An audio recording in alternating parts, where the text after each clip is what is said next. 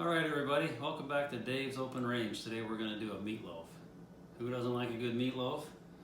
Everybody likes a good meatloaf. So we have a pretty basic, what I consider a basic recipe for meatloaf. Basic framework, and then you can take it whatever direction you want. So let's see, my basic meats are beef and pork. I don't use lamb, I don't use sausage, bacon, anything, just beef and pork. So let's go through that. We'll mix it up real quick. It's not complicated, not time consuming necessarily, and we'll get it in a 350 degree oven.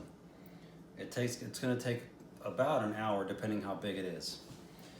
Often I make two, but I'm going to make one today, and probably going to be a little bit on the big side of one. So basic meats: 1 pound of pork, ground pork, not sausage. Cannot be sausage. I've made that mistake unintentionally one time and it was fairly gross. So just straight ground pork. It's actually a tiny bit hard to find in the grocery once in a while. My ground beef happens to be this time 90% lean. Usually I have 80-20, but since the pork is pretty fatty anyway, this happens to be 90% lean. So it's about a pound of pork and a pound and a half of ground beef. That was 2 pounds, but I robbed a little bit of it for spaghetti sauce one night. So roughly half and half, a little bit more beef than pork. Again, no magic measurements. If you measure it, you might ruin it. Cooking is art, and once you start measuring, it becomes engineering. So keep it art. Anyway, beef and pork. And let's see. 2 eggs. It can be 1 egg, but if you want to ensure that it is nice and firm after it cools and you cut it up, I'd rather use a little more than a little less egg. So that's 2 eggs.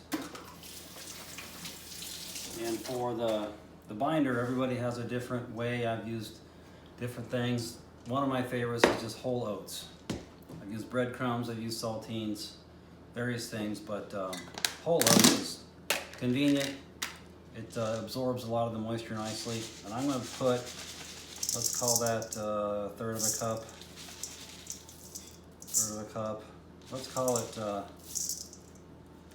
that about 3/4 of a cup.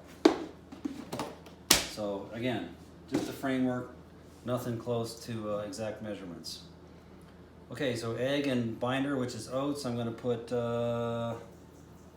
let's see, let's call it a third of a teaspoon of black pepper and salt. So call that a teaspoon salt and pepper. Obviously the basics on that. I like cumin. I put cumin in all my meatloaf, but if you don't like cumin, don't use it.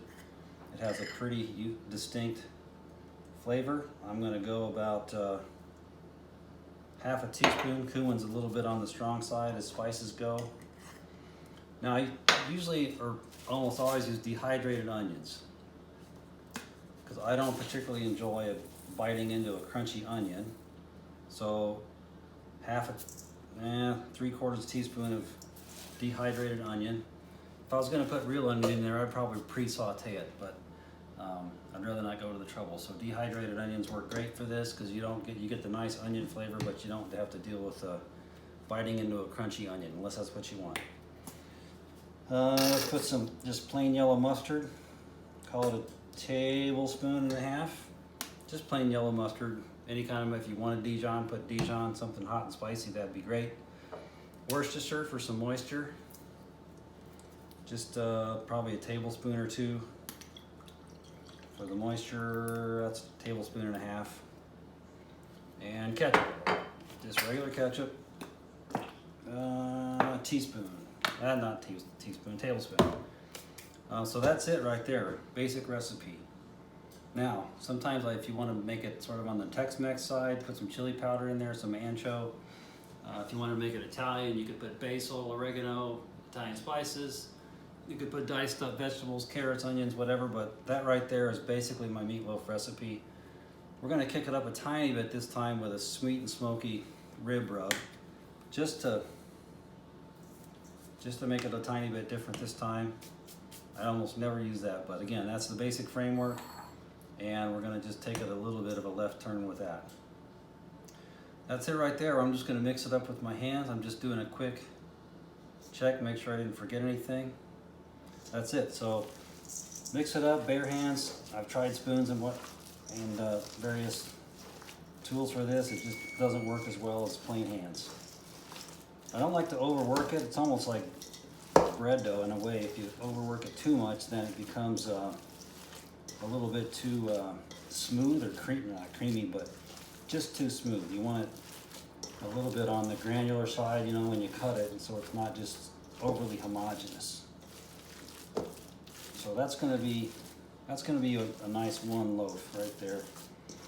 That's about enough. But I'll go just a tiny bit more. That's good, I think. So we're just going to press it into a regular bread pan, nothing famous, nothing special. It's it used to be a little bit of a non-stick, but not anymore. It's just a fairly basic bread pan.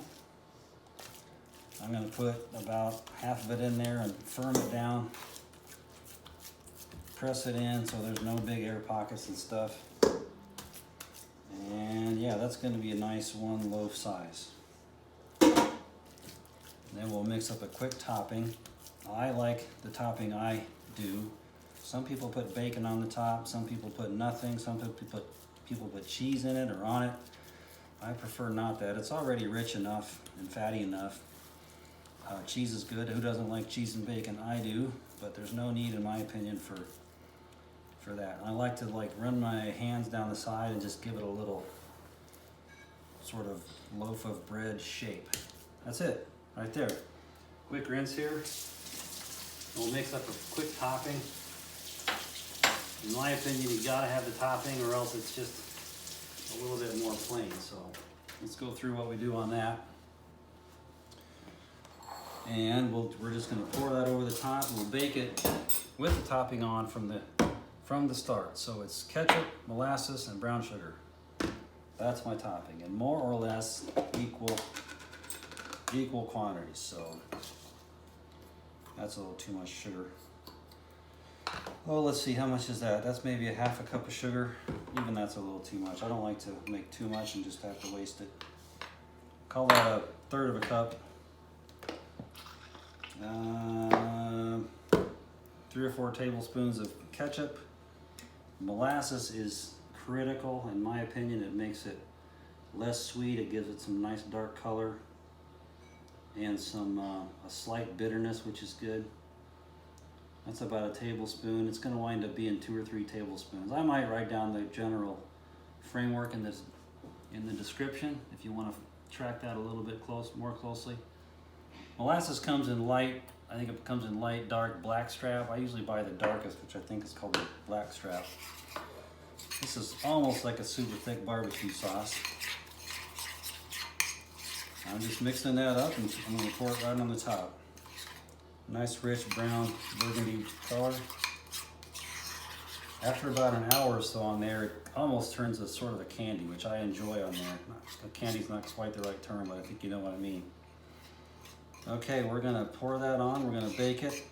Now the next trick is to take it out probably on 2 different occasions and sneak a gravy baster down the side and pull some grease out. I'll show you that when we get to that point.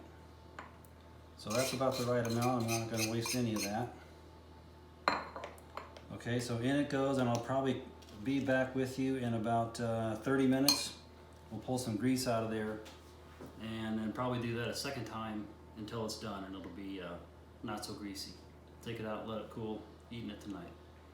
All right, we'll check back in about 30 minutes. All right, everybody, we are about 35 minutes into the bake on the meatloaf, and it needs to have some grease pulled out. I'm gonna just take that out. I have a bowl set aside and my handy dandy gravy baster meatloaf grease remover. Doesn't look too bad.